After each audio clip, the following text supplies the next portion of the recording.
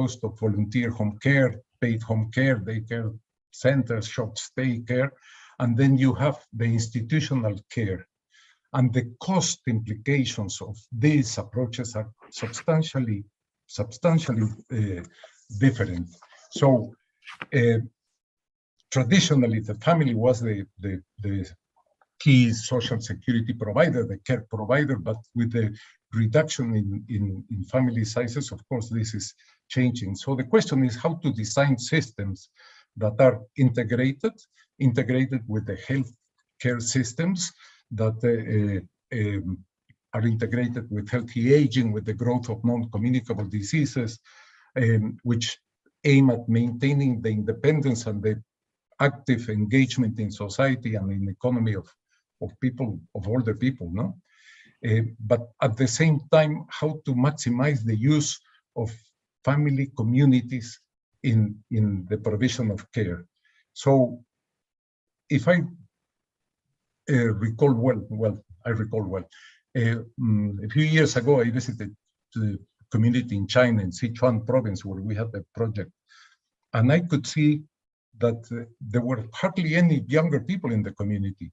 And the ones that were providing care for an 85-year-old lady were 65-year persons. So older people were providing care for older people at community level. Or we could see also in Vietnam or in Thailand or in India during the pandemic in last year, and especially 2020, 2021, community care became crucial in providing care for those who were vulnerable and were living alone in their communities. No? So the point I want to make is that if you design long-term care systems, you have to take into account, you have to take into account the continuum of care at community levels, and the lower costs is the ones that the majority of people prefer.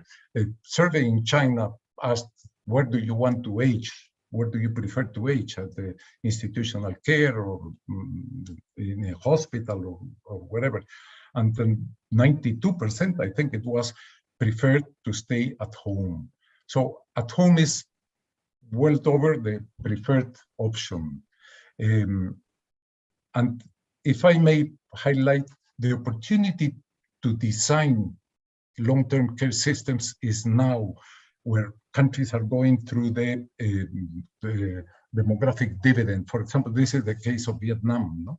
Vietnam is between 2000 and 2025 going through the lowest dependency ratios. It has the most opportunity to design systems. But the design systems not only invest in education, in health, but also designing and implementing long-term care systems. If you see countries like Korea or Vietnam, I just want to highlight this, the contexts are very different. So the design has to take into account the cultural appropriateness, the cost effectiveness, the quality that is provided. And that is different, for example, in South Korea, where between 20-24% of the population, older people, live alone, and 37% live only with their spouse or their partner. While in Vietnam, at least 56.7% live with a child. So the availability of support in cases of need is much higher in certain countries, in certain contexts, than in others. So a long-term care strategy needs to potentiate the capacities of the family or the community to provide that care. And that requires, as I said, strategy, investment. Look, for example, at the case of Thailand. In Thailand, about 70%, if you see the people who co-reside with children or older people, no? Or live adjacent to children, is nearly 70%.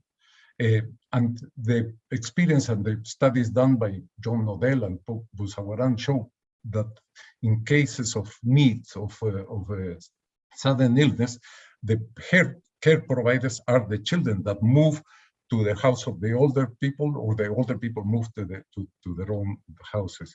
So in short, I have very little time, so I want to say that the opportunity to design long-term care systems is now, not only because of the demographic dividend in many countries, but because of the expansion of universal health care, the understanding of the importance of healthy aging, of investing early throughout life in developing healthy practices, the better understanding of paid and unpaid work, and that refers to basically to women, no? How they are sought now to join the workforce, but at the same time, no conditions are provided for them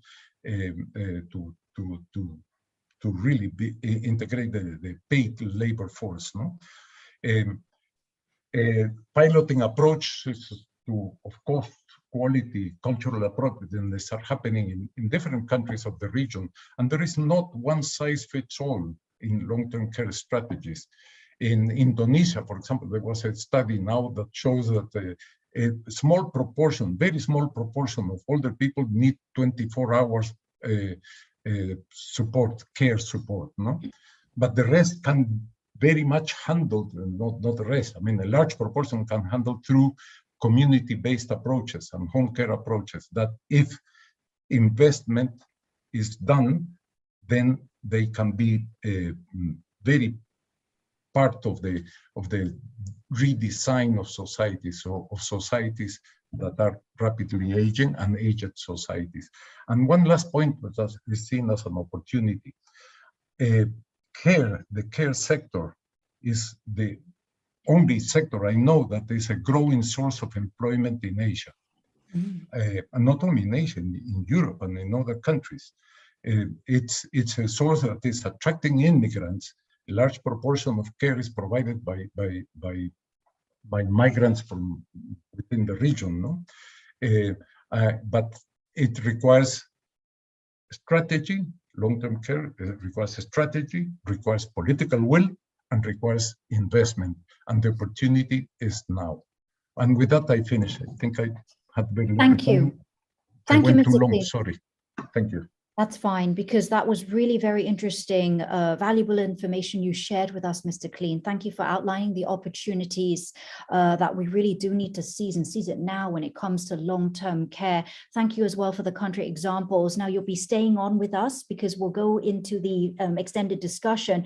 Perhaps there will be time for you to respond to some of the questions coming in. So once again, we really encourage you to be a part of the conversation. Send in your questions in the Q&A chat. Now we move on to focus on aging and financial stability now. We're joined by Professor Sang-Hyuk Lee, who is chair of the Department of Economics at the University of Hawaii. He is also non-resident senior fellow of the East-West Center. Professor Lee also chairs the Global National Transfer Accounts Network. His studies focus on population aging and social welfare issues. In particular, he's investigated the linkage between popular aging and population aging and the labor market issues, with particular emphasis on Asian economies. Professor Lee, over to you.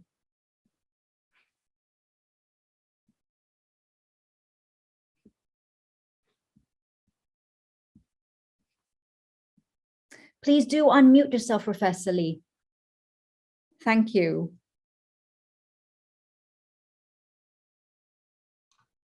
Can you hear me now? Sorry. Yes, we can. Loud and clear. Thank you. Okay. Thank you for a nice introduction, and thank you for inviting me. So let me share some slides. So demographic change has a huge implication on fiscal sustainability, simply because of mismatch between taxpayers and beneficiaries. So as you can see from the Thailand case, workers bear more tax burdens than children or older people, while the benefit is more concentrated on children and older people.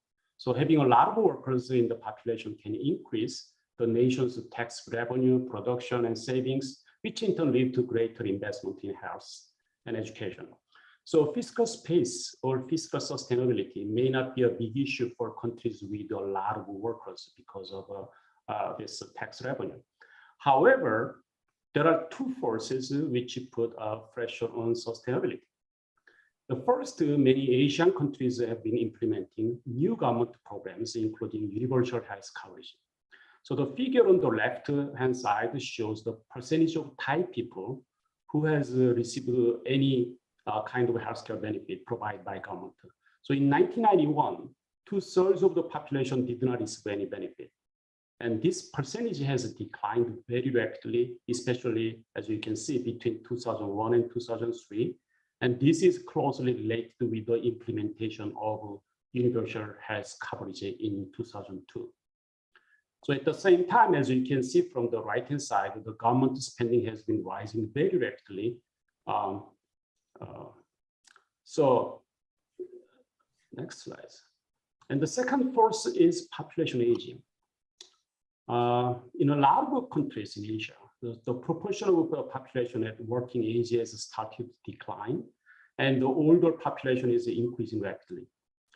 So Thailand is not an exception, and this demographic change will pose significant impacts on government spending as well as the revenue. So I believe that Dr. Supanada Loachi is here, and that she provided this actually fiscal projection using the NTA. And the projection show that public transport inflows, which is benefit yellow line, right, and will rise over time as a result of a continuous increase in public transport for the elderly. And given pattern of government spending unchanged, an increasing number of elderly populations consequently raises the amount of government expenditure on welfare. And meanwhile, the public transport outflows, which is a tax revenue, the green line, will gradually decline as the working age population is expected to decline following the low birth rate in Thailand. And I believe that Thailand is a good example of the universal health coverage due to its well-known, very efficient and low cost. The Maldives case looks like more costly. So Maldives has a universal health care through the National Social Health Scheme. It's called the Asanda scheme, which was implemented in 2012. And both Thailand and Maldives have very impressive record of increasing health outcomes, as evidenced by the rise in life expectancy and reductions in fertility and mortality rates. However, you can see the Maldives spend a higher percentage of its GDP, actually very high, I mean, it's not shown here, sorry, a very high percentage of GDP on healthcare than Thailand, and actually than any country in Southeast Asia. So it's actually costly. And as you can see, the number of beneficiaries increased 3.5% per annum, which is blue, while the cost, the spending increased 18.5% per annum. And you can see actually it started 2012 and 2013, where the Asanda scheme was implemented. So Maldives continue to rely heavily on expatriate health professional who also has a very high turnover rate. So there is actually WHO report in 2018 suggesting some improvement. So to investigate what's going on, I have used the 2016 and 2019 data and constructed the NTA. And this shows the government spending on health. And as you can see, government spending on health increased much more for people ages 50 and older, while it changed a little for other age groups. So the Maldives data does not provide the reasons for this increasing government health expenditure for older people. However, it might be because people are now living healthier, although they are living much longer. So we looked at the global burden of diseases and injury studies and found that most deaths in Maldives are due to non-communicable diseases, and they are growing very rapidly. So you can actually see the comparison between 2009 and 2019. So while deaths due to neonatal disorders declined, the incidence of non-communicable diseases increased, especially the heart disease, stroke, chronic kidney disease, diabetes, and Alzheimer's disease almost actually doubled up. So in 10 years. So as these diseases are concentrated in older people and there is no individual limit on universal health coverage, healthcare expenditure in Maldives is surely becoming an increasing burden on the government budget. So these two country cases are very interesting cases in terms of universal health coverage practices. But of course, we have to note that all countries are different. I think, I made some slide for conclusion, but I think this question will come up anyway. So to conclude, as incomes grow, public spending will become increasingly important. So how countries adjust to higher income is a matter of policy and will be determined by political decisions. But all else being the same, any improvements in the quality or quantity of public benefits provided to the population necessarily require higher public spending than these estimates. So the increasing government expenditure has implication for government fiscal balance and debt. So this is because without any changes with the fiscal policy, the government spending will exceed the revenues in the near future in many countries. So it's therefore critical that interventions are made to deal with the trend of declining tax revenues, such as expanding the tax base, collecting new types of taxes, and many other actually interventions. So let me actually stop there. Thank you. Thank you, Professor Lee, for the presentation, for sharing the examples and cases. Please stay with us. We'll go into the Q&A later, and we are pressed for time, so we're going to go straight to the topic of gender and an aging economy. So now let's give the floor to academic specialist at the University of California, Berkeley, principal investor on counting women's work. Dr. Gretchen Dunhauer has been working on many significant projects, including the National Transfer Accounts Project. Dr. Dunhauer is also the project director of Counting Women's Work, the CWW, which grew out of the NTA's efforts to include gender as an analytical category to help understand how the economic life cycle differs for men and women, girls and boys. Please give us the details, Dr. Dunhauer. We look forward to hearing more from you. Thank you very much. Can you hear me okay? And the slides look all right? Yes, slides up and we terrific. Thank you. So just to begin, I'm going to show you here a different look at the labor income curve that Professor Mason showed you an example of for Japan.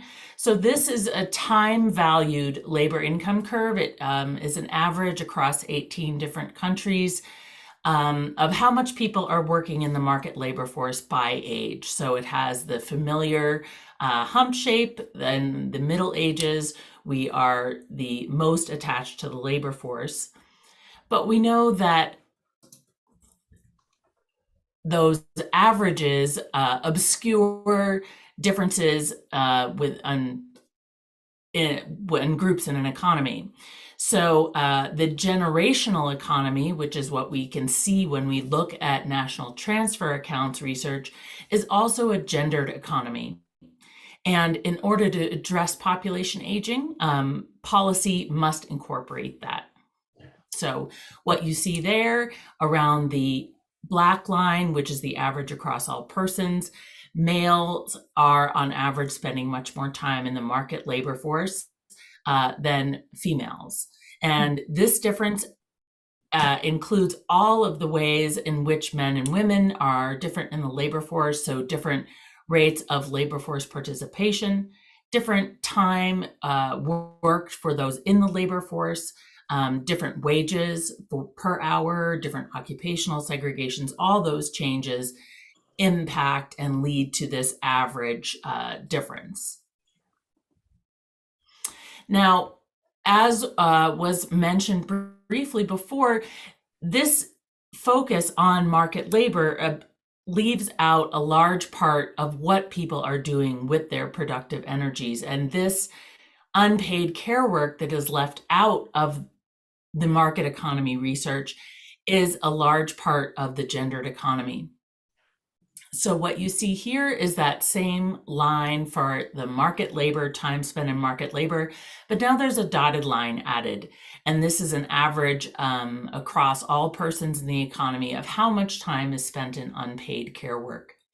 And so here, that definition of unpaid care work includes direct care for persons, so care that you would give to children or elders in your family, or persons in other households or members of the community on an unpaid basis.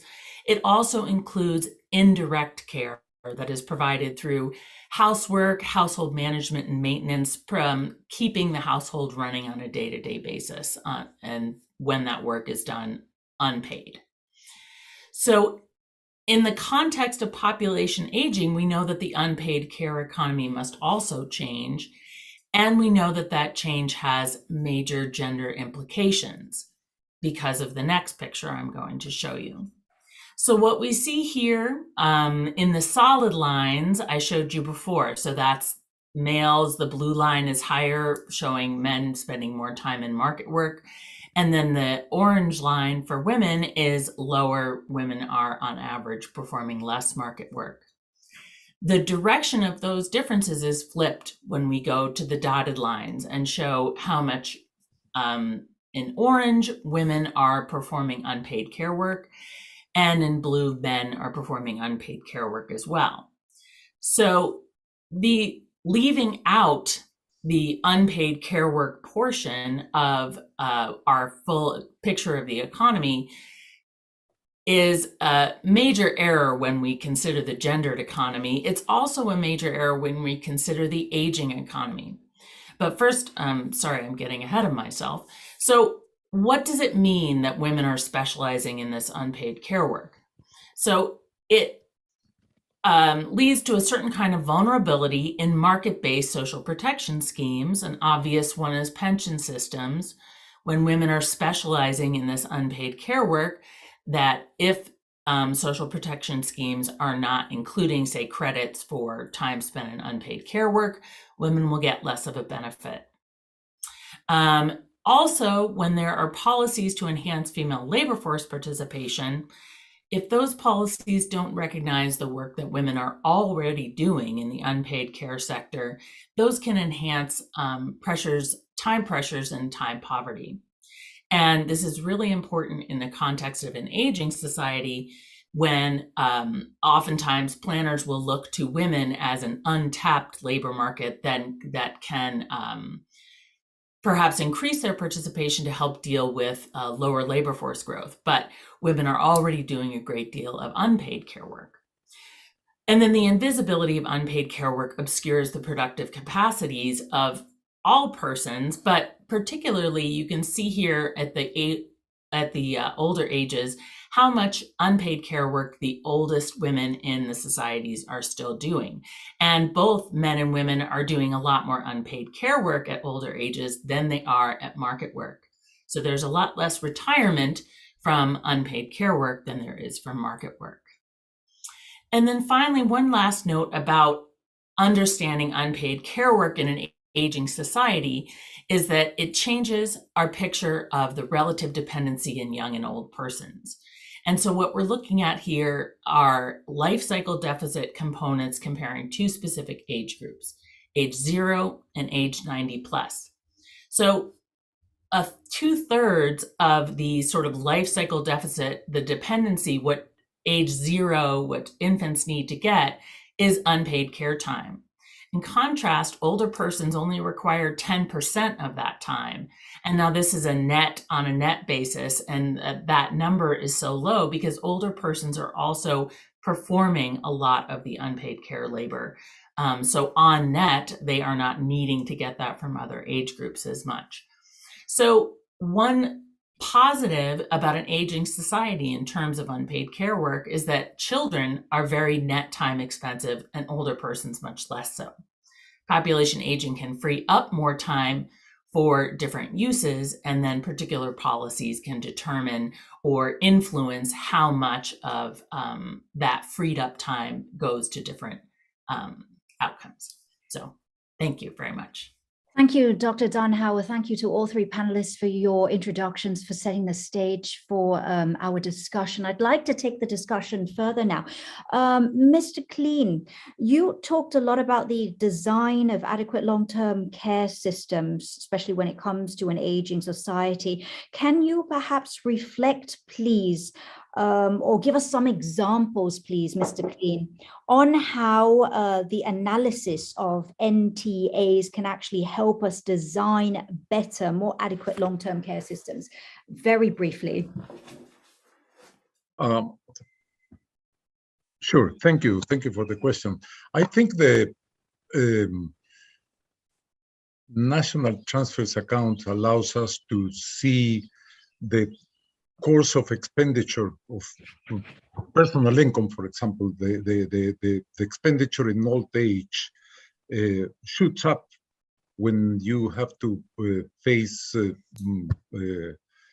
healthcare expenditures, no? So how do you compress that type of expenditures? Is by one, healthy aging, healthy living, but on the other, by having home care systems that are relatively low cost compared to institutional care, or facilities by which you maximize the use of the resources that you have, that the society has available in families, in communities. For example, somebody mentioned in the chat box the daycare centers as a solution in Malaysia.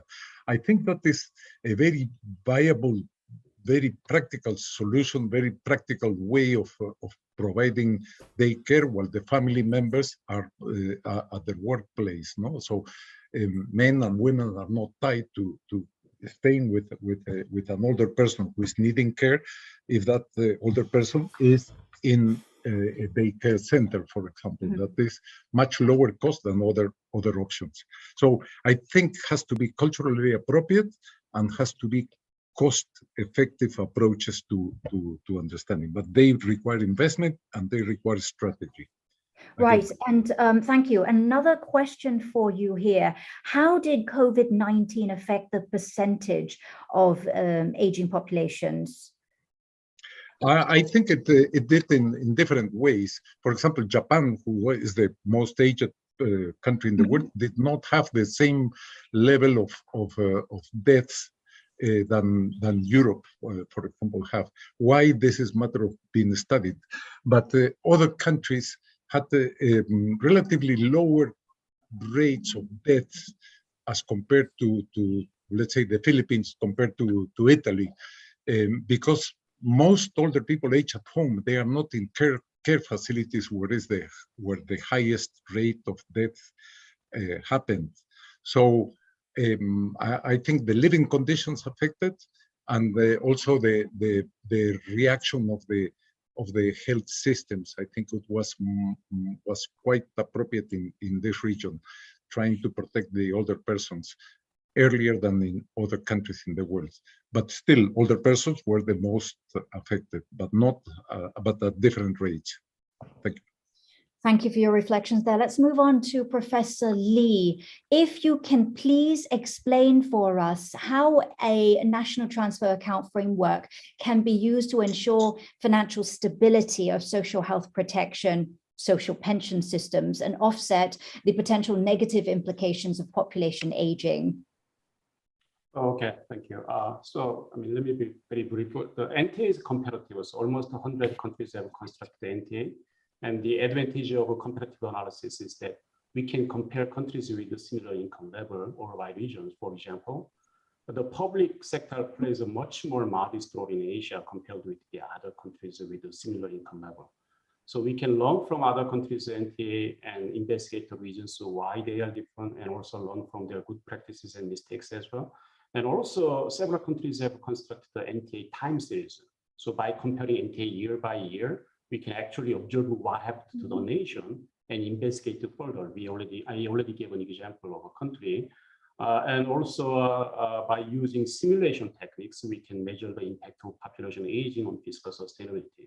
So utilizing the characteristic of these NTAs, Professor Andy Mason, Gretchen Donhauer, and I also have emphasized several lessons for Asia, for example, the sound approach to sustaining economic growth and providing economic and health security for the elderly in Asia would be the right balance between, promoting public support and savings. I mean, this is especially true for Asia, and also increase the contribution by workers. I mean, in Asia, utilizing women's workforce is very important, for example, because women is has a lower labor force participation rate than those of men, especially in many Asian countries.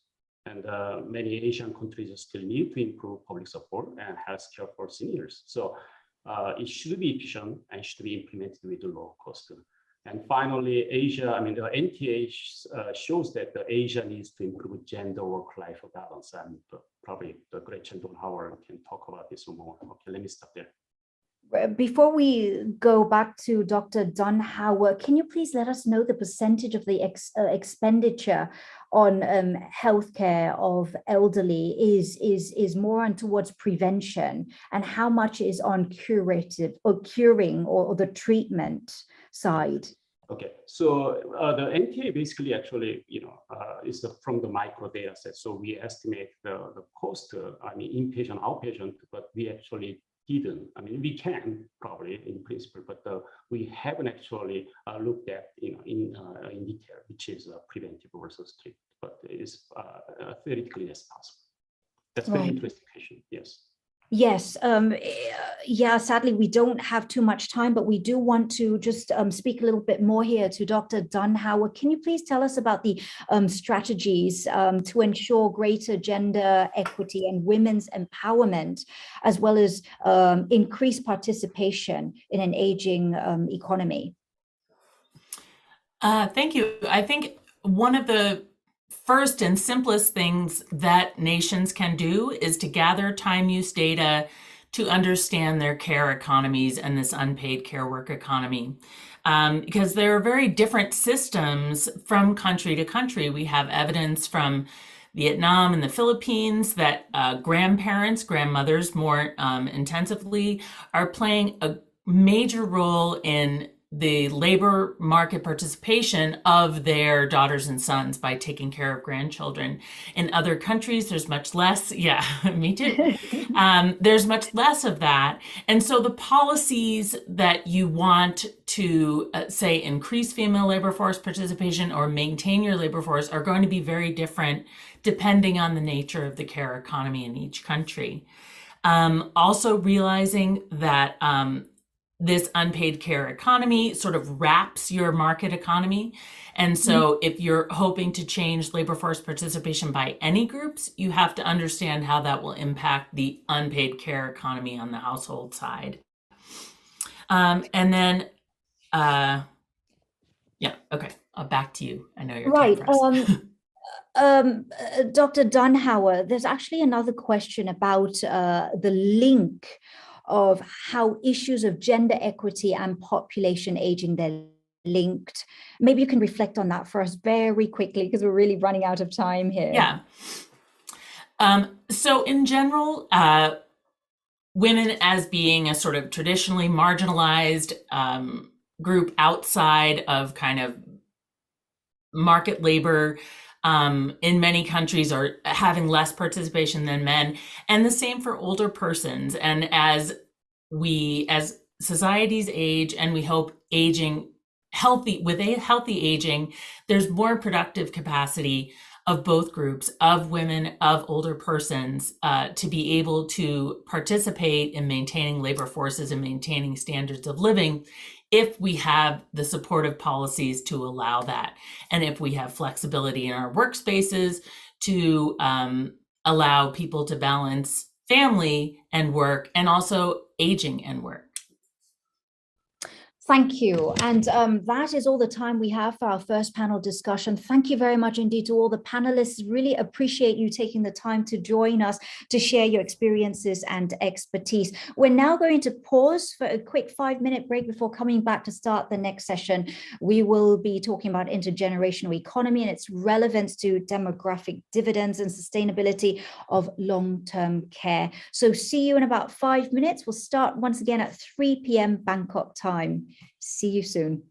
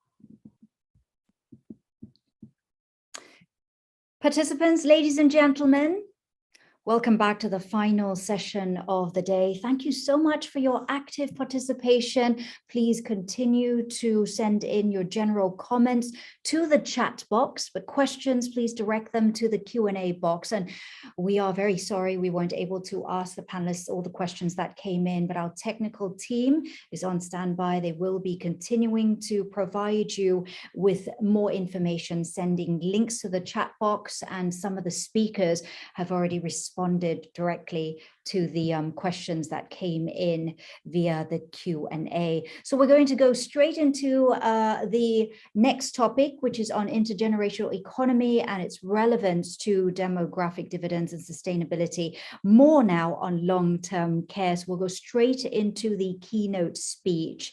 And we're now joined by Senior Professor Lakshman Distanayake from the University of Colombo in Sri Lanka. Professor Lakshman has been with the University of Colombo since 1973 and has continued his association with the university as an academic after obtaining first-class honors for his first degree. Currently, he serves the University of Colombo as a senior professor in the Department of Demography. Professor Lakshman's expertise include regional demography, regional development planning, health demography, and also post-disaster reconstruction.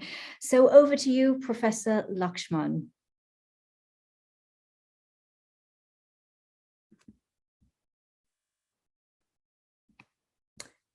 Professor, please unmute yourself as well. Thank you. And we see your slide up. We don't hear you yet, but we hear you now. Thank you. Thank you very much, Pachari.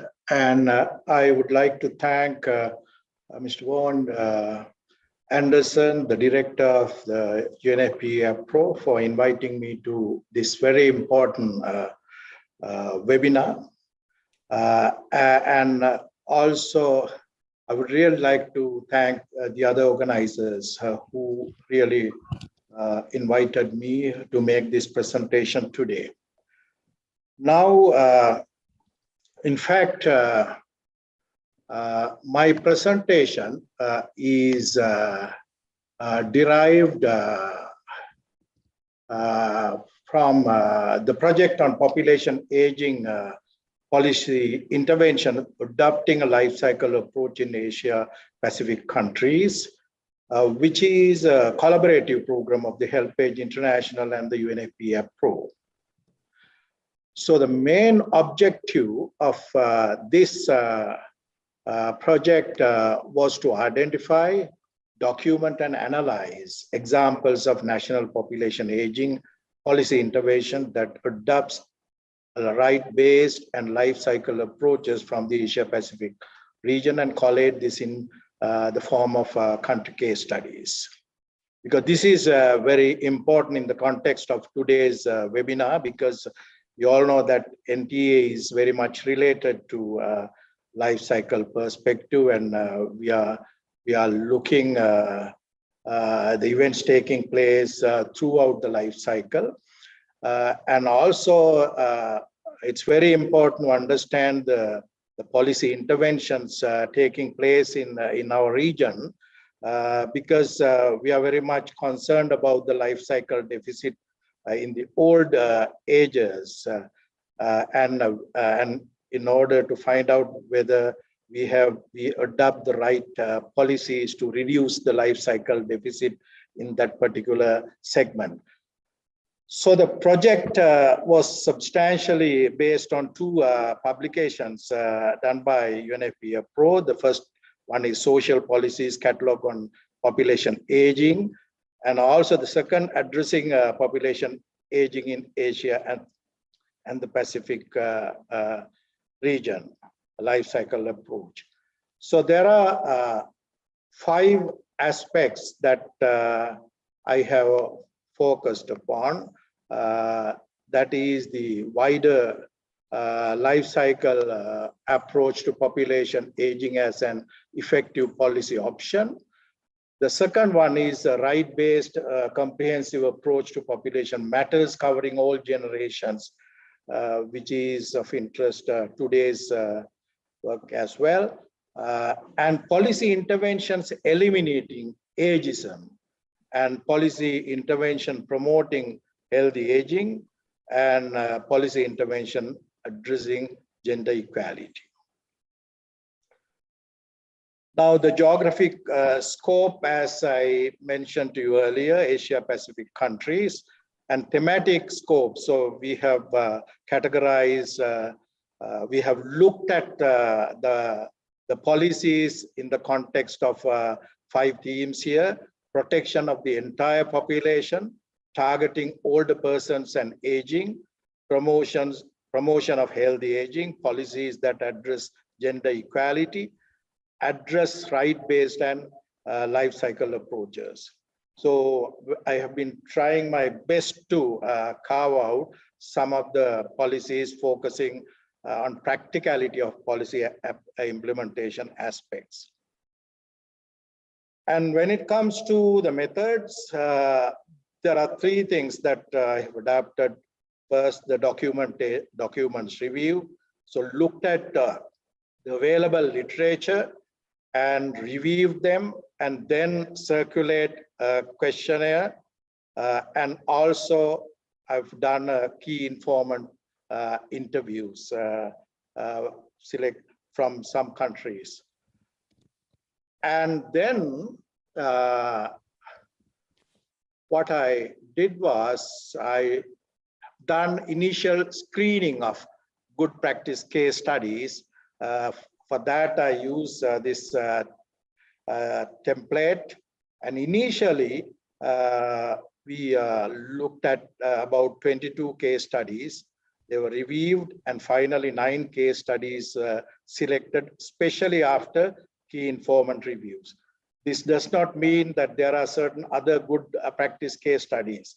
These are case studies which shows different perspective, because the population policies, when you look at the policy, population policy, aging policy interventions throughout the region, they are at different stages. Some countries, in fact, they are preparing their policy, right? So therefore, we selected these 9 case studies to reflect those aspects. The key informants were organized by the UNFPA Pro and also the HelpAge International through their country level network. So it was very useful for me to talk to them and gather lots of insights into those policies. And when you look at the selected case studies for the presentation, for this presentation from different perspectives, now Malaysia, for example, their national policy for older persons, 2011, recognizes older people's right to access basic health, basic needs such as housing, food, and health care, in addition to access to older person friendly infrastructure and improved care services.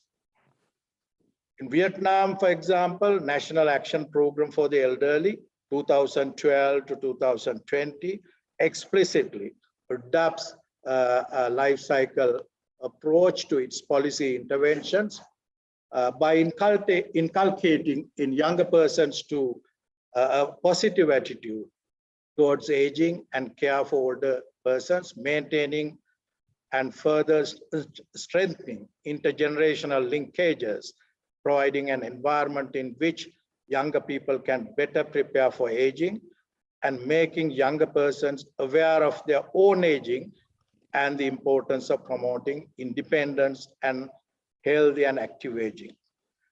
For Singapore, for example, integrated approach to long-term care program, which focuses explicitly on aging in place through homes and community-based care. Maldives, I have looked at 2 pension schemes, which are very much related to the work today, because the NTA work, they found that public and private expenditure on health consumption is very high, especially in old age. It is therefore anticipated that old age basic pension and retirement pension schemes those are the two major schemes they have, can make a substantial contribution to promoting healthy aging in Maldives. Sri Lanka, there are three programs which are very much related to our work. MCH program, that is maternal and child health program, then the National Strategic Plan for the Well Women program, and the National Elderly Healthcare Policy. They can be seen as a contribution to the provision of continuum of care across the life cycle, delivering positive impacts on older people's health and well-being. Nepal Free Healthcare Policy and Nepal Health Sector Strategy 2015 to 2020 include reducing out-of-pocket spending on healthcare, particularly among poor and marginalized groups, reducing the disability rate and addressing morbidity, especially among the poorest segment of the society. Iran, National Policy on Aging and National Document for Older Persons. They are yet to actually embark onto the policy intervention, but they have used a thorough process to prepare this document. I mean, they have looked at the right-based approach and also the life cycle approach, and they are embedded into this national policy document. So the document for older person recognizes that preserving and promoting health cannot be achieved without promoting healthy lifestyles and medical services across all age groups rather. And India, the National Policy on Older Persons 1999 and its extension in 2011 that promotes the development of a formal and informal social support system by putting the family at the center of caring for older persons, so that home-based care will be the preferred option and families will have support to carry out their caring activities. This model also offers a unique opportunity to maintain intergenerational solidarity. Indonesia, for example, one of the three major components of their strategic plan of the Ministry of Health 2015-19 is to implement the continuum of care approach, which involves expanding the scope, quality, and sustainability of disease control interventions and healthcare provisions for mothers, infants, children under 5, adolescents, working age people, and older persons, including social care and long-term care elements. You see now why we have these 9 case studies, because they represent different aspects of aging policy interventions in covering those 5 thematic areas that I presented earlier. Now, in order to elaborate this bit further, I looked at the Sri Lankan case study because it is very familiar to me, and I have been working with the Ministry of Health very closely, and also I'm a member of the National Council for Elders. So I have been, in fact, actively engaged in some of these activities. So all these 3 programs, what I wanted to do is to place these 3 programs together. So intentionally or unintentionally, we have certain programs in our countries, but they address very significantly the aging policy issues. You see, so what I have found here, it's a classic example. We have MCH program, which started actually in the 1930s. And then we have this Well Women program, which was launched to address specific reproductive health status issues of women, which is very much related to NCDs. For example, in 2019, a total of 160,000 women were screened for cervical cancer. So the latest policy interventions is the establishment of the National Elderly Healthcare Policy, which includes preventive healthcare, especially related to NCDs, which are common in old age. So therefore, both the MCH and the Well Women Program, alongside the National Elderly Healthcare Policy and other related programs, can be seen as a contribution to the provision of continuum of care across the life cycle, delivering positive impacts on older people, health and well-being. But at the same time, through some of my own work, I in fact pose certain questions. Now, there's men's health.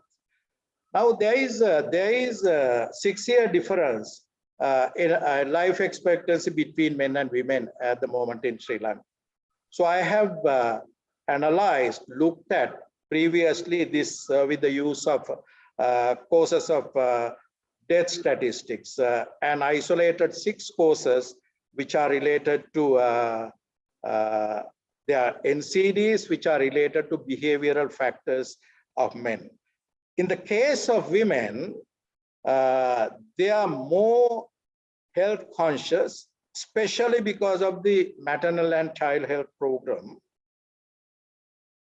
where public health workers or public health officers at grassroots level regularly visit pregnant mothers and mothers with small children, and therefore they are being made aware of the good health practices throughout the reproductive lifespan.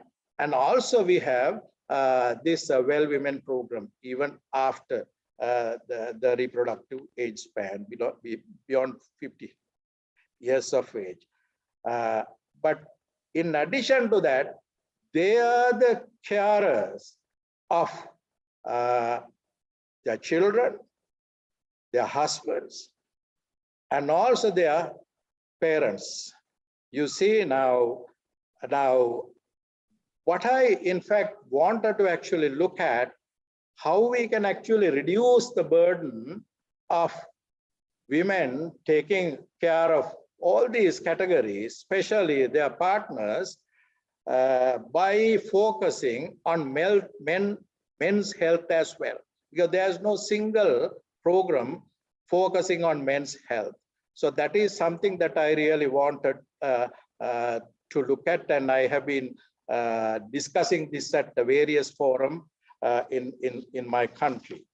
And also the second point I really wanted to look at is the care industry aspect, because we have home-based care and institutional care.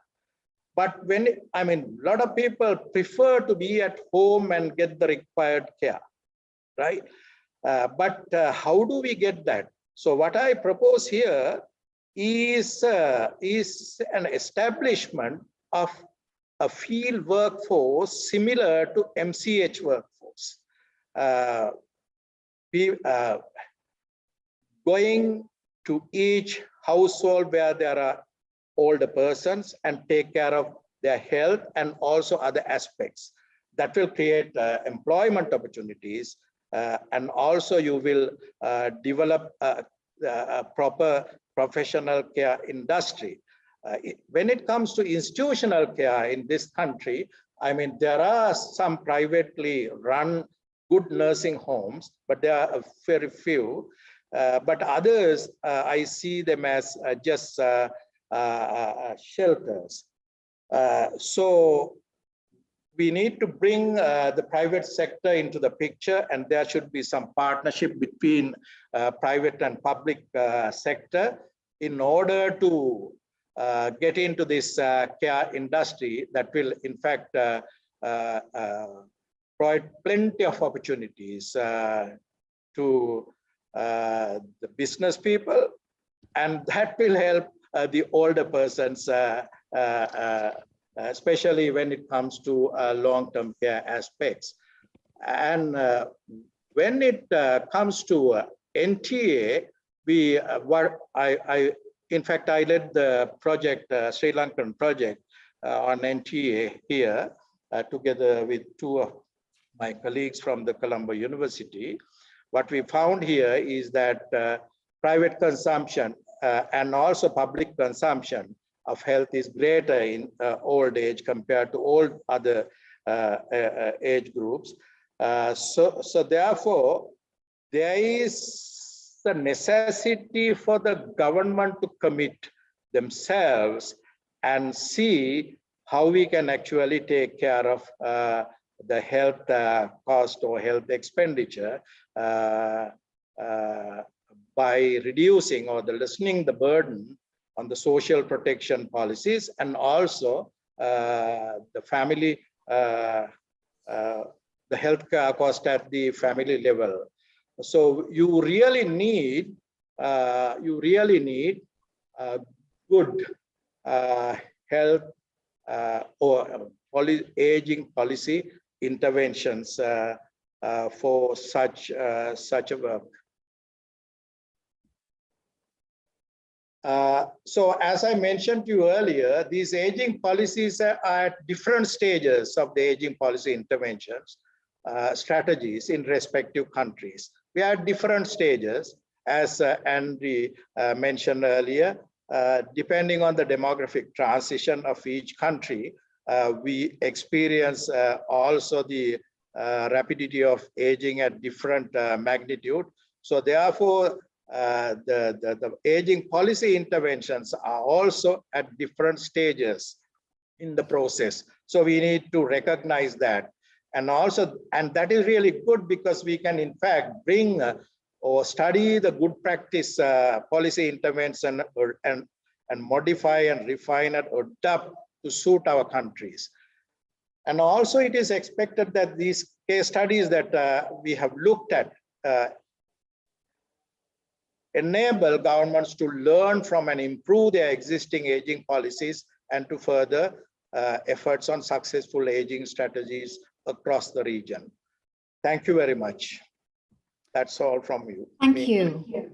Thank you, Professor Lakshman. Another highly insightful presentation we've just heard covering aging, LTC with a focus on NTAs, sharing the case studies of policies adopting the life cycle approach. We got insight into what's being done in Sri Lanka, many examples from countries in the Asia Pacific region as well. And he also mentioned the collaboration between public and private sectors. That's also extremely very important. He will be joining us for the Q&A. So if you do have any questions, don't forget you can send them in to the Q&A box.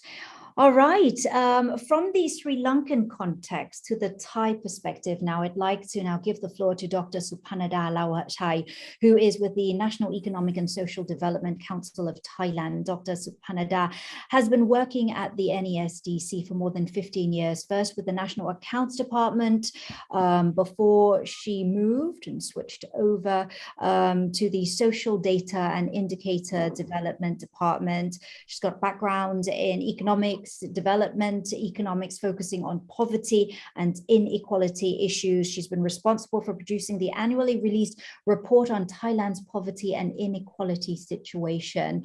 So let's now go over to you, Dr. Supanada. Thank you, Khun Pachari. As for the case of Thailand, because time is limited, I'm just going to go straight to the case of Thailand right away. So as the speakers from earlier session has already mentioned a little bit about Thailand, you guys are probably already know that Thailand is actually one of the countries that is experiencing a rapid aging process. With that rapid aging process, it comes with a lot of issues, like challenging issues. Many of the speakers has already mentioned that already, chance of elderly people living alone. Thailand also has a lot of skip generation households where grandchildren live only with the grandparents, and these are the types of households and types of setting that are prone to poverty. So we sort of have these two sort of double issue right here as well. And there are also rising share of elderly with disabilities, and this directly poses implications on long-term care in Thailand. I'll talk a little bit about that maybe a little bit later. Thailand already has a long-term care system, but we still facing challenge on the coverage.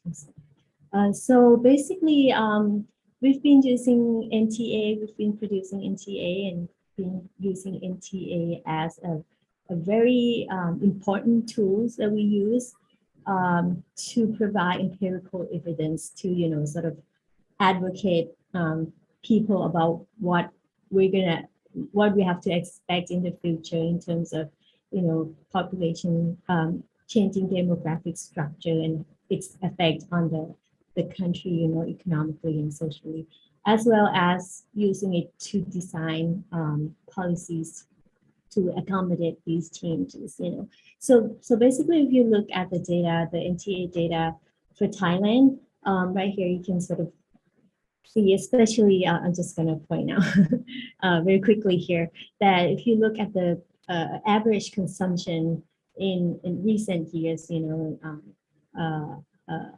2019, you can see that because we have the universal health coverage, you can see that a bigger proportion of consumptions in elderly people are health spending, and a lot of that are borne by government, you know, because government supports healthcare services for people, and this we will also project, you know, we'll use it to project what we're gonna have to expect in the future. But aside from that, we also use this data to sort of advocate people of the financial needs that they would need, you know, just to bring up a child, you need like 3.2 million baht on average, and that's for 20 years of the children age, you know. And similarly, you also need, if an elderly live for another 20 years, you would need about almost another 3 million baht to finance their consumption, you know. So that's sort of something that we are now sort of trying to advocate, you know, both public and general public sector as well as general public on something that we really need to do to prepare ourselves, you know, even individually or in terms of government, you know, to take care of the people in the future. And we also use this graph, you know, sort of when we combine the average consumption with the population structure, and then so we arrive at the aggregate values, you know, and that this is for the whole country. You can see that of course, like children and elderly consume more than they earn in terms of labor income, or more than they produce. And so in recent year, you can still see this area being quite small, but going forward to, you know, the year 2040, a very big change that everyone can notice is this area C, you know. So that is pretty much is the deficit that the country will face if we don't do anything, and, you know, using earning and consume in the same pattern that we do today, then we will have a big deficit coming in the future. And as I showed earlier, that a lot of this deficit will have to be borne by the government. So that's also poses issue or challenge on the fiscal sustainability for the country as well. I think I will stop here for now. I have a few more slides, but I think that the time is is quite limited. So maybe I'll talk more about it on the discussion session. Thank you. Sure. Thank you very much, Dr. Supanada. Thank you for giving us an overview of the situation there in Thailand. Next, I'm pleased to welcome back to our series of webinars Professor Kwan of the Graduate School of Public Health of Seoul National University. He joined us in the discussions we had in December to highlight the impact of COVID-19 on social health protection. Dr. Kwan is a professor and former dean of the School of Public Health at Seoul National University in Korea, and holds visiting positions at the Harvard School of Public Health, London School of Economics, University of Toronto, Peking University, and University of Bremen. He's the founding director of the WHO Collaborating Center for Health System and Financing, and was the chief of the health sector group in the ADB, Asian Development Bank. So good to have you back with us again today, Professor Kwan. And it was really nice to hear from the video presentation at the very start of today's e-conference that South Korea has been incorporating a life cycle approach to its aging population policies, banning discrimination against the elder persons. So I'm sure you have a lot to tell us. Please, the floor is yours. Let me share the slides. It's a very brief one. Can you see? Yes, we can. Okay. I'm currently on special leave of absence from university and working in a government agency. It's a very short one. I think that the one of the most fundamental policy solutions for the sustainability of the long-term care system is healthy aging, because we all know that the health of older people is one of the most important determinants of the demand for long-term care or the utilization of long-term care services. Let me show you this. This is, I think Andy Mason also showed a bit similar curve, but this is a quite, commonly used curve of the per capita healthcare expenditure over the life cycle. So when you are very children, they spend a lot, and then a bit low decrease, and over the years the per capita health expenditure increased again in the older age population. But when we talk about population aging, that means that the larger and larger proportion of population are in this group of old age. So it is natural that the population aging results in a larger total health expenditure of the population. But what we want is that it's something like this. If we promote the health of older people, I mean, if the old people becomes healthier and healthier over the years, then the per capita health expenditure curve will move to the right, okay, to the rightward. So it leads to the decreased burden on long-term care system or decreased healthcare expenditure. So, this is the kind of one of the most important policy approach and our perspective that promote the health of old people. Then if we can have a more sustainable healthcare system, more sustainable long-term care system. And we know that health of population is determined through the whole life cycle, through the whole life course, and affected by various factors. So if you want to improve the health of older people, we should start this effort even starting for younger population. So it's like a life course policy interventions and effort to improve the health of older people and improve the sustainability of long-term care system. So let me show you this is a very, very preliminary analysis of panel data in Korea.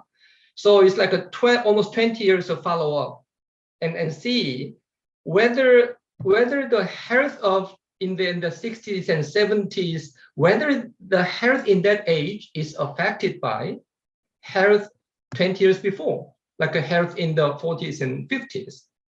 And this very brief analysis shows the difference or gap in physical limitations. As you know, this is very important determinants of long-term care.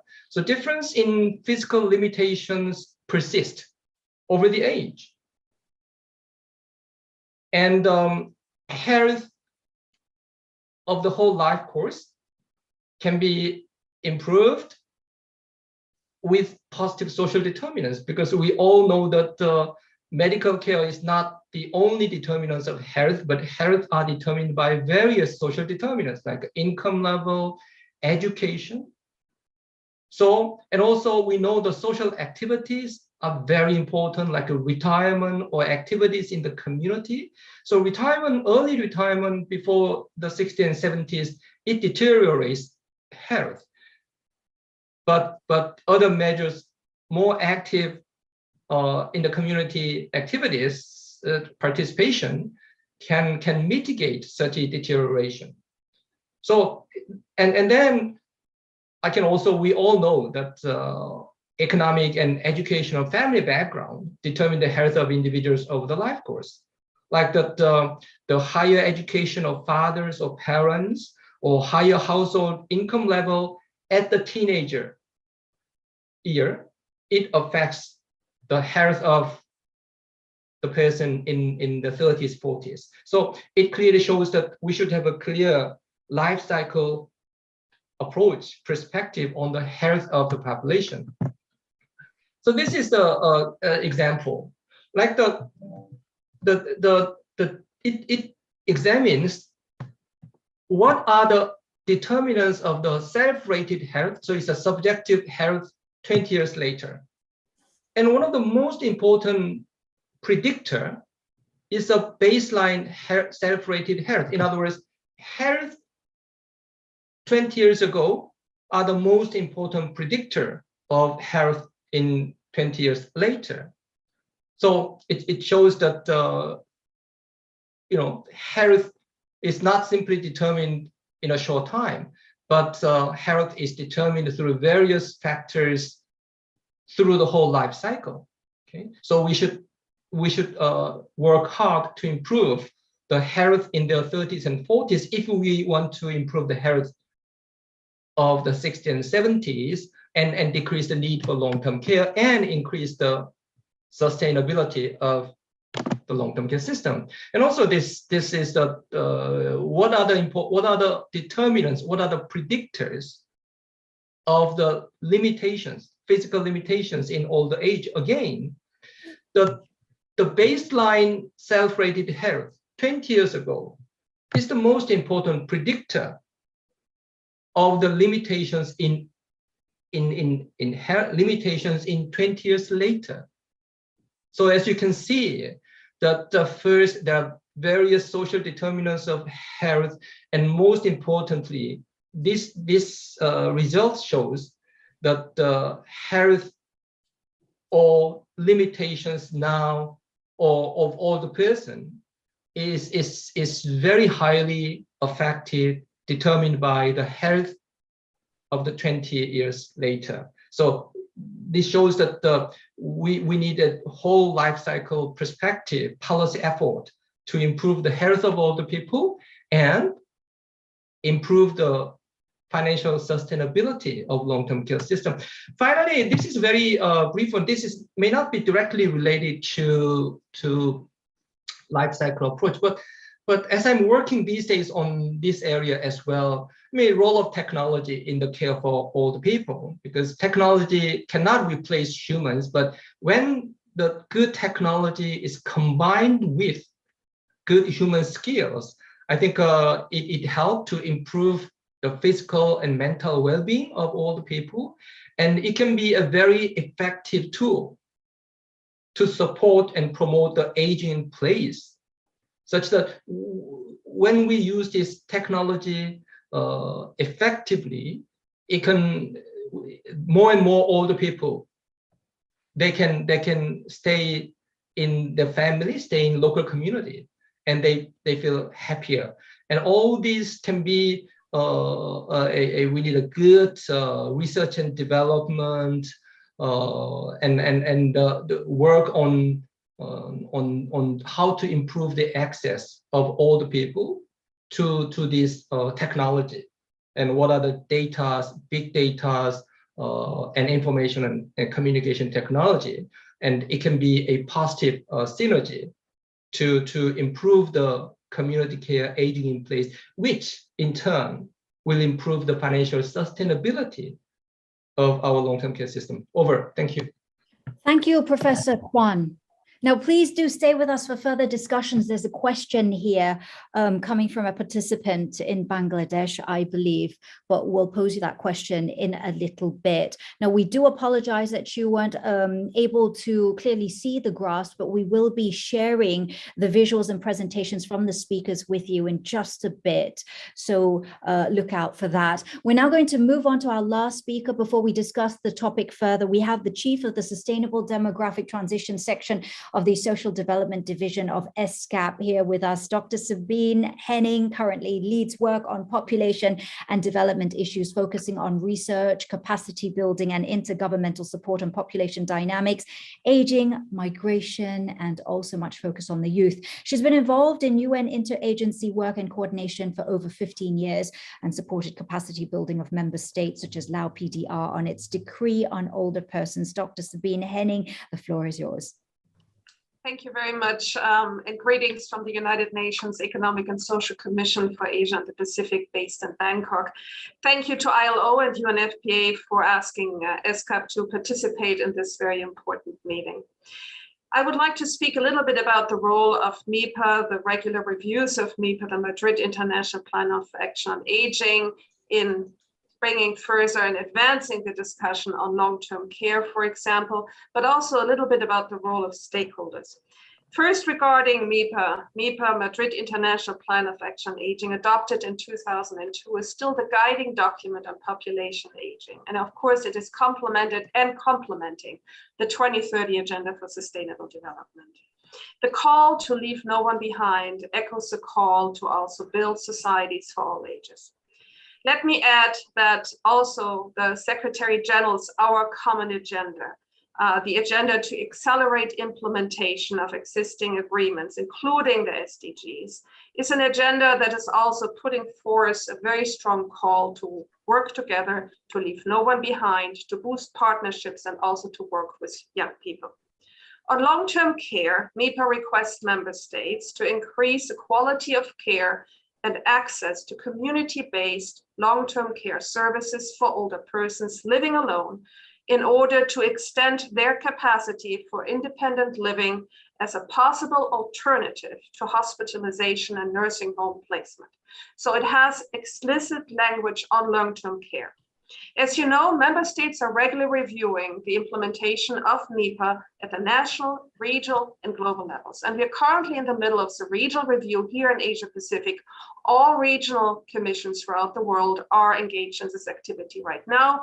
And ESCAP, together with its regional partners, including ILO, including UF and UNFP and others, are organizing this process. It will culminate in the intergovernmental meeting on the 4th review of MIPA in Asia Pacific that is scheduled for 29 June to 1 July this year.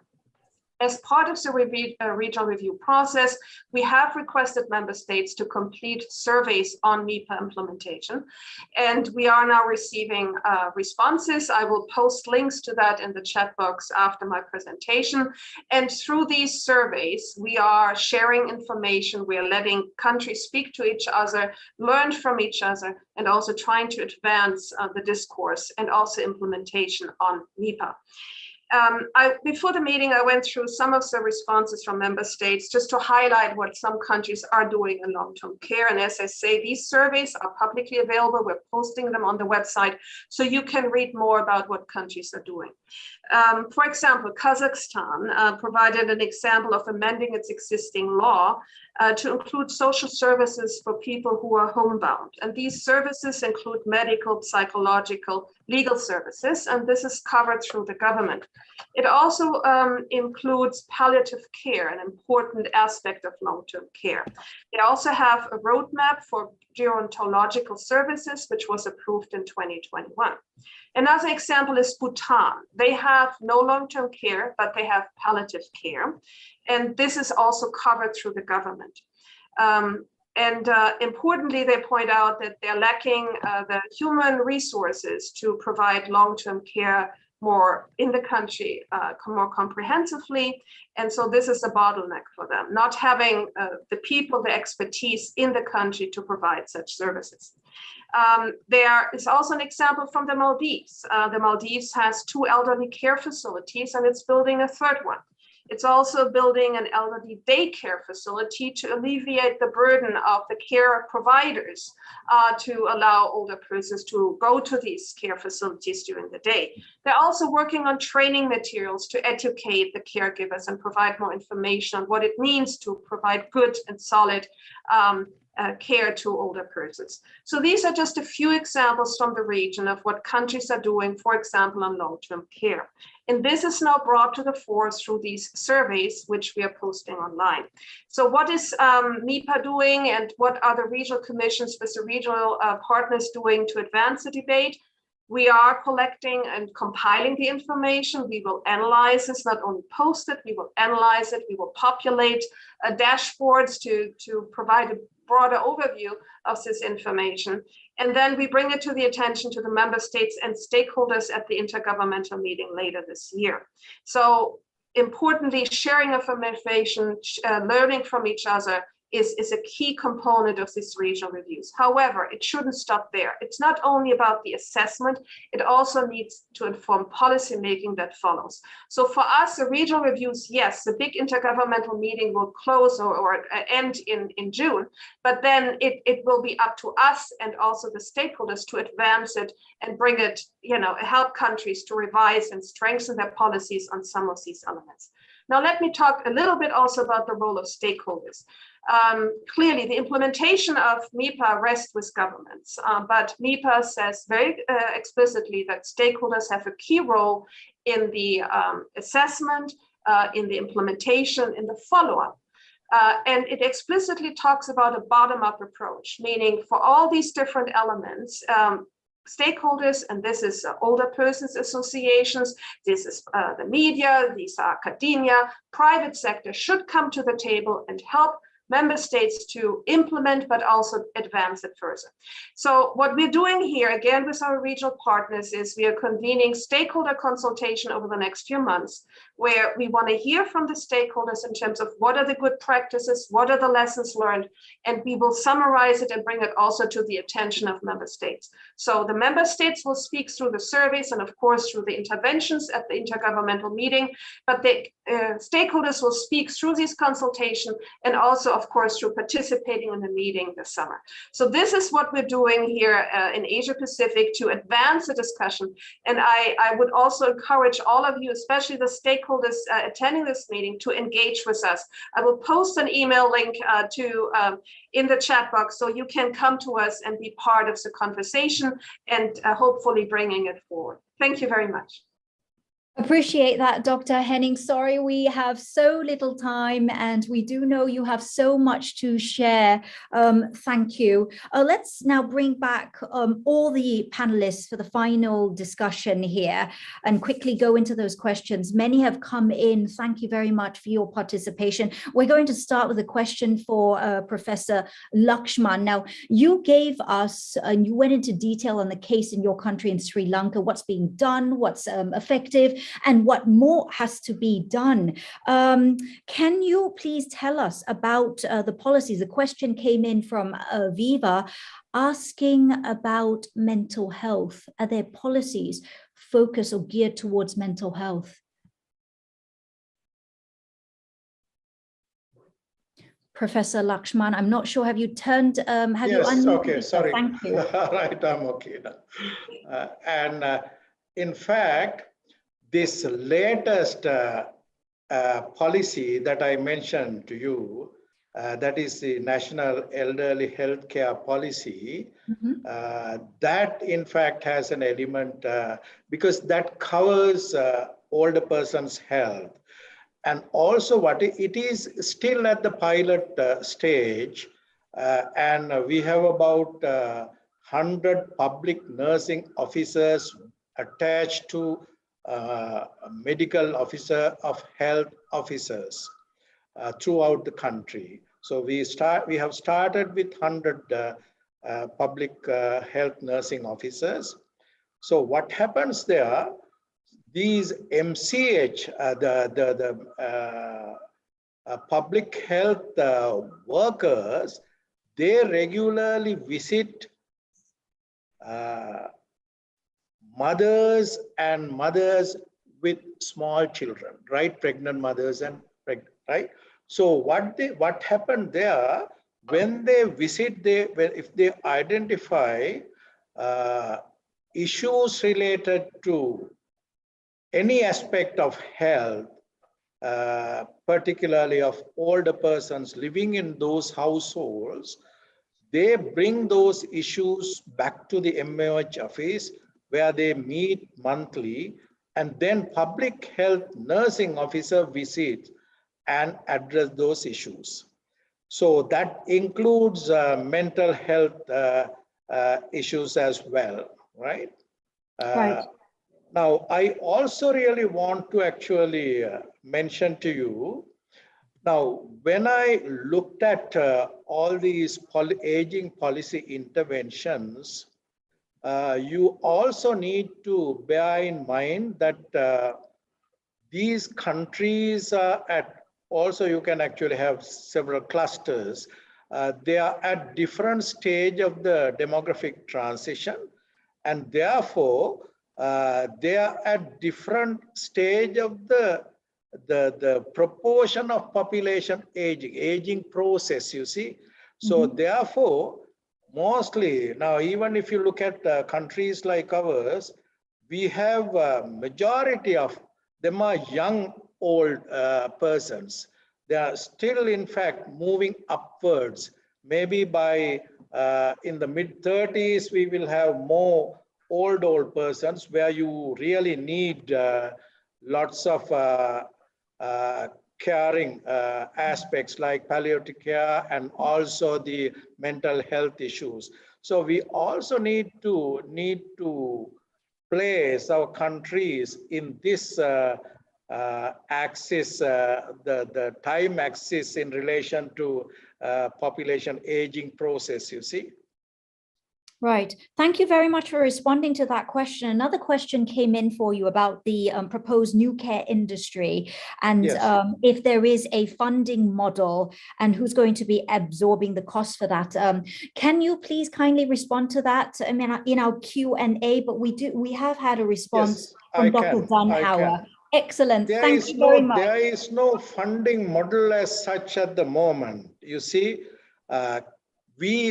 there is a great necessity to have a care industry because the care industry is not properly formulated in our country and also in most of the countries in the region, right? And what I actually propose here is we need to, as Sabina just said, we need to properly develop care professionals. Now they are in fact developing certain guidelines and course modules. So what we really want is a care profession, but we don't have such care profession, right? So there are caregivers, but they are not properly trained to take care of older persons in different aspects.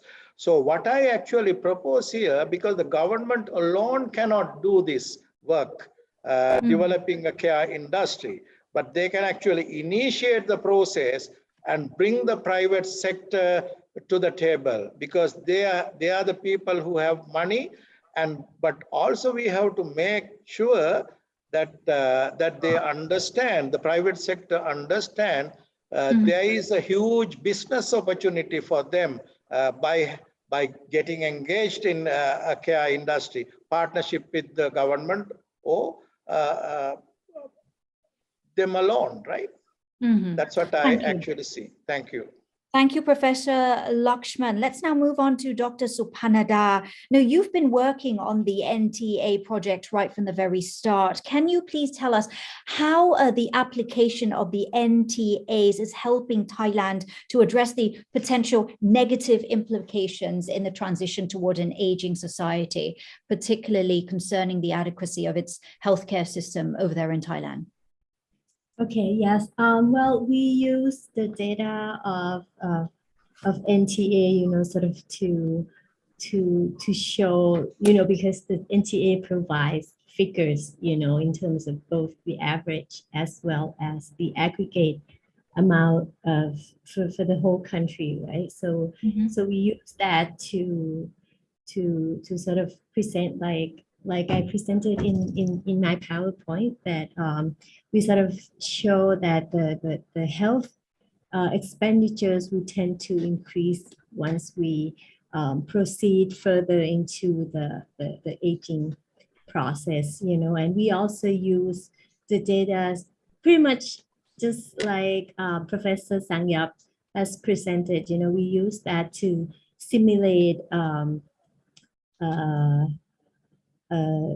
government expenditures that will increase with the changing demographic structure, as well as we also with that it also shows the without any policy change or whatever, it will have implication on public debt to GDP and all that. So by that, we are just only up to that process right now, but we are planning on just showing these figures and sort of initiate start off conversations among policymakers and stuff, and in order to create a better system that would be sustainable in the future. Dr. Supanada, sorry to interrupt you there, but another interesting question here from Aviva, asking about the funds from the civil servants budget. Can that be used for prevention? From what I understand, not at the moment, but I think that there might be changes in the future. The latest change was, by the Social Security Fund, that they were just recently, because of the COVID, they proposed that the fund can now be used as personal loans, for the beneficiaries to sort of borrow the money and then sort of use it for their emergencies or whatever. This is one of the COVID measures that just went into the cabinet last month or whatever. So it is something that might be possible in the future, but from what I know is not yet. We're not yet able to do that. Dr. Supanada, there's another part to Viva's question here. Percentage of reserves in the SSO, can that be used for prevention? Also a question here from Iris as well. Do you have data on transfer from younger generation to older generation, vice versa? If I could kindly request for you to go to the Q&A box and respond to that.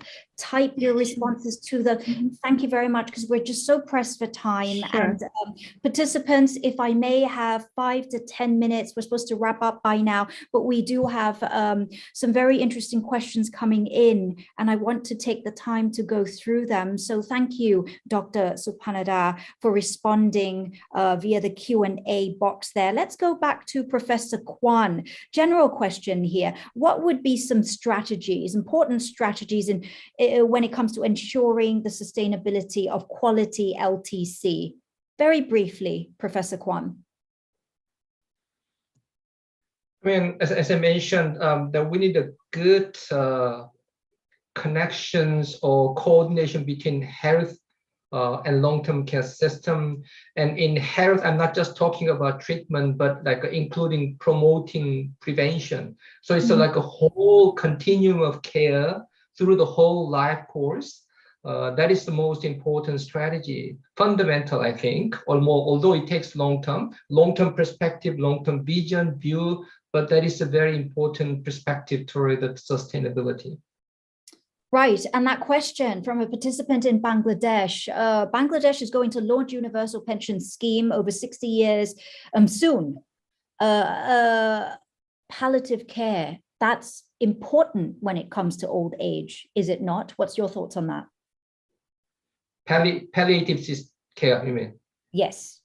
Yep, I think it matters because in many high-income countries, the U-shaped per capita health expenditure curve is going until the end of life because they spend a lot in intensive care for all the people. So more activating those palliative care will reduce their healthcare expenditure as well as improve the human dignity and quality of life at any stage of the game. So palliative care, it matters, works for both efficiency and equity. But as I mentioned, my main emphasis was more of those prevention and promotion before we enter the stage of long-term care system. That might be a very fundamental issue for the sustainability of the long-term care.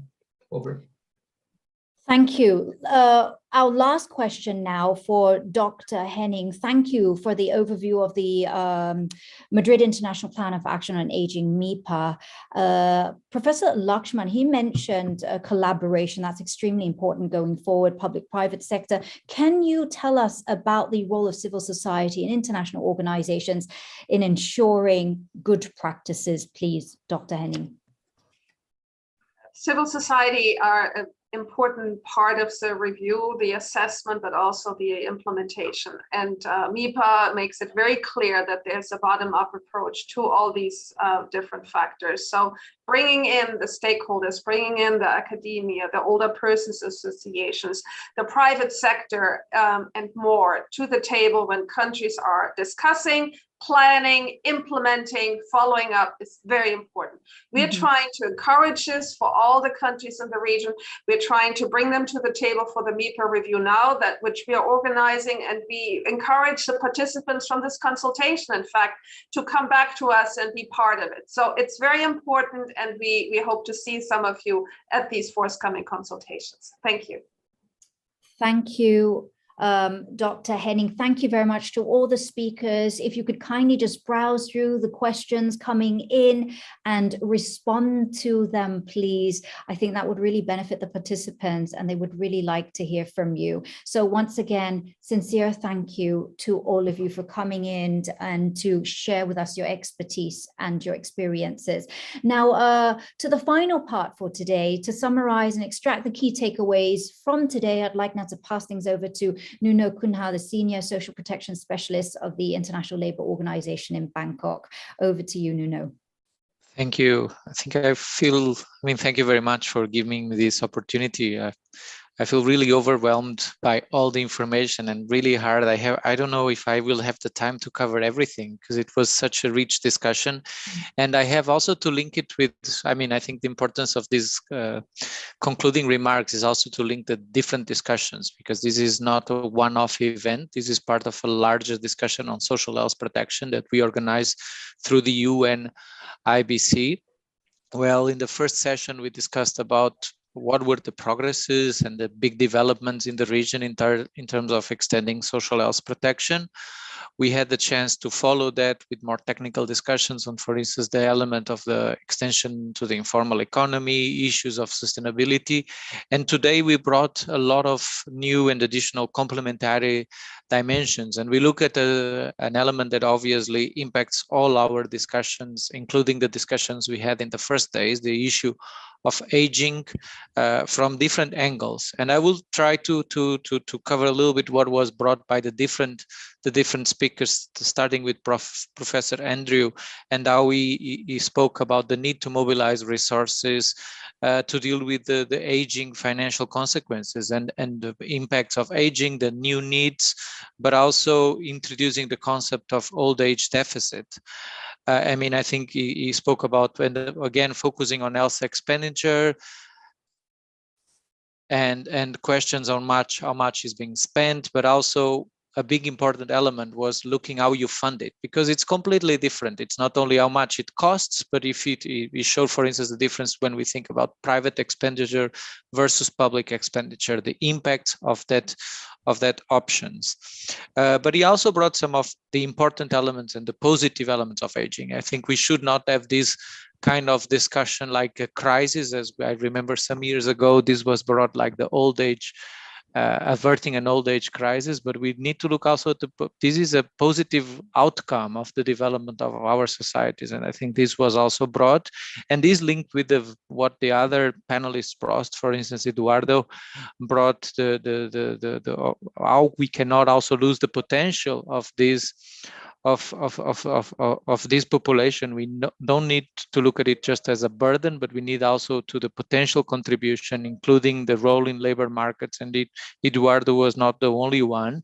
Eduardo also mentioned a very important element of policy integration. We cannot approach this issue and thinking in a silo approach, but we need to look at the different dimensions and the role that different policies can help us in dealing with some of the challenges, but also the opportunities.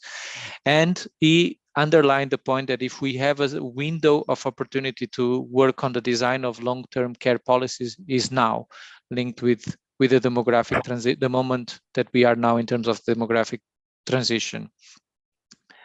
Finally, Professor Lee brought, of course, the big discussion on financial sustainability. I mean, there's no, of course, it's a key element, is the big element of all the discussions when discuss about aging. Nobody, I mean, if we are having the national part of any national discussion, that's the big concern and the big focus of the discussions. And I think he brought with the NTA approach all different opportunities to look this in different dimensions. Of course, the element of increasing expenditure, but also of reducing revenues and how this can be handled. But finally, Professor Gretchen, she brought an important angle that if we miss this one, we will miss, of course, a very important element of all this discussion, that is the gender one. And the difference, I mean, it's if we just use it as a single reality, and if we don't look at the particular element of gender, we are not really understanding the problem of care.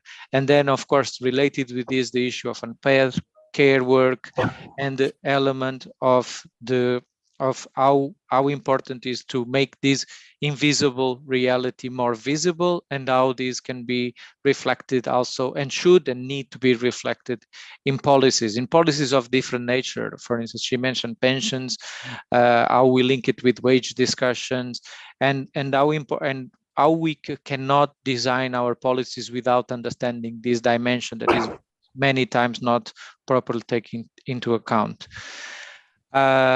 Then we started a very important second session. I'm already just in the first session, and I think I already probably went over my time, but it's really to do with the wealth of the presentations. Professor Lakshman, he really moved from the implications, the analysis of what is happening, to concrete elements of responding to it. He listed and he shared with us lots of policy approaches and concrete examples of how countries are dealing with the challenge that were kind of enumerated in the first session. I took 3 points, again, the importance of life cycle approach, rights-based approach, and healthy aging.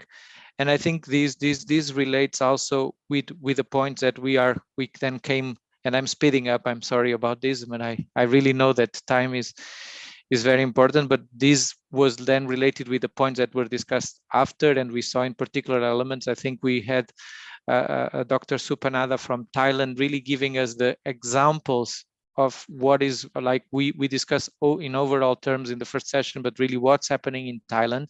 Very important. It's always when we go in depth into the discussion and we see what are the impacts in financial terms, what are the impacts of demographic change, but also family structure change in Thailand. and looking at some of the details on expenditure, again, the private versus public, for instance, when we look at healthcare. Finally, Professor Kwon brought, in my view, one of the key messages that I take from this discussion is how important is the life cycle approach, the life course perspective, but especially the big message I brought is that investing in healthcare today is the best way to protect the sustainability of our systems in the future. And I think this is kind of, for me, it was very important because I was pretty much interested in how this discussion link with the discussions we had in the first 2 days. And I think this is a key element of all these relations that we saw. And of course, he also brought the role of technology. And I don't think we can have a discussion on any issue today without raising this issue. And especially, I like also to look at the bright side of it with the potential that it has to deal, because we speak a lot as with the issues like aging or sometimes informality, and we turn and we look at many times like technology from we see the challenge, but we also need to see that we are also building solutions, and part of it, I believe, come from technology. Finally, we had the linkage with the big global picture by Sabine, by my colleague from ESCAP. I mean, on how we cannot think on leaving no one behind in a world that is aging without having proper aging policies. And I think that's also a very important key message. Then, I mean, to conclude, I just wanted to say that for me it was an amazing session where I learned a lot. I hope all those who were participating and had the chance to follow the discussions had the same feeling that I had. Maybe just linking, of course, I think it's important. All these 3 discussions that we had in these 3 sessions are essential also to I hope to be, if they can be reflected in the way countries are thinking on the post-COVID, because I think it was never so clear the importance of these elements, but it's not only, it's health, but today by adding another element, the comprehensiveness of the response needs also to be reflected on the post-COVID economic and social plans.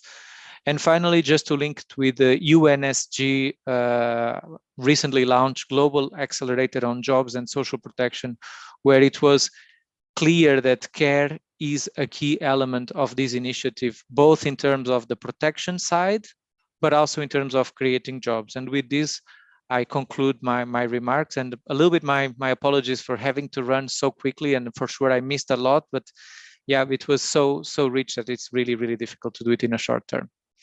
Thank you very much. We appreciated that. Thank you. So much was covered, a wealth of information as you said by the panelists. Thank you very much to you for the concluding remarks and wrapping things up for us, Nuno. Once again, thank you to all the speakers. Thank you as well to all the participants for your attendance. And just to quickly let you know that you can access all conference material, speakers' presentation on our website. Our technical team did send over the link in the chat, and they'll also be sending you links to the visuals. They've shared that already, and you can also access the recording of today's discussions as well. We'll be posting that up on our website. Please give our very hardworking, capable team 2 to 3 days to upload that for you on our website. Now, we will also be sending you a link to the post-event survey for an enhanced e-conference experience in the future. It would be great to hear your thoughts so we can make things better and improve it for you. And we do hope you found the content of this e-conference useful. We hope you're able to take what you heard from the panelists, use the framework, the tools to strategize, formulate policies that will mean brighter days ahead for all, ensuring that no one is left behind. Let's continue to work towards extending social health protection, aiming for universal health coverage. Thank you very much, everybody. I'm Pachuri Raksahawong saying bye for now. Thank you. Thank you.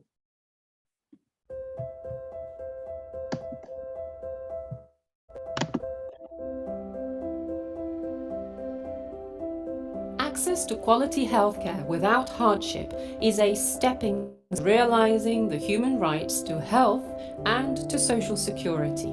It is key to achieving the Sustainable Development Goals, striving towards universal health coverage and universal social protection. first regional report on social health protection in Asia and the Pacific, compiled by the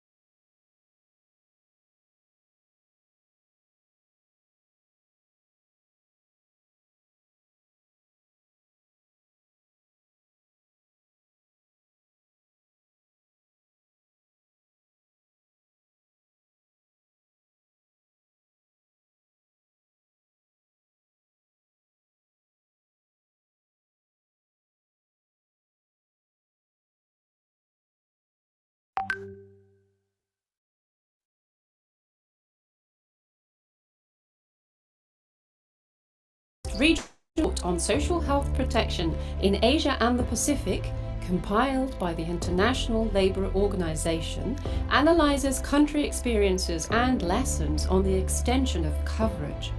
The evidence shows that in the Asia-Pacific region, 3 out of every 4 people are legally covered for healthcare. Insufficient legal coverage, lack of awareness and barriers to access still leave 1.6 billion people effectively unprotected by a healthcare scheme. This situation is made worse by further gaps in sickness and maternity benefits coverage, leaving many of those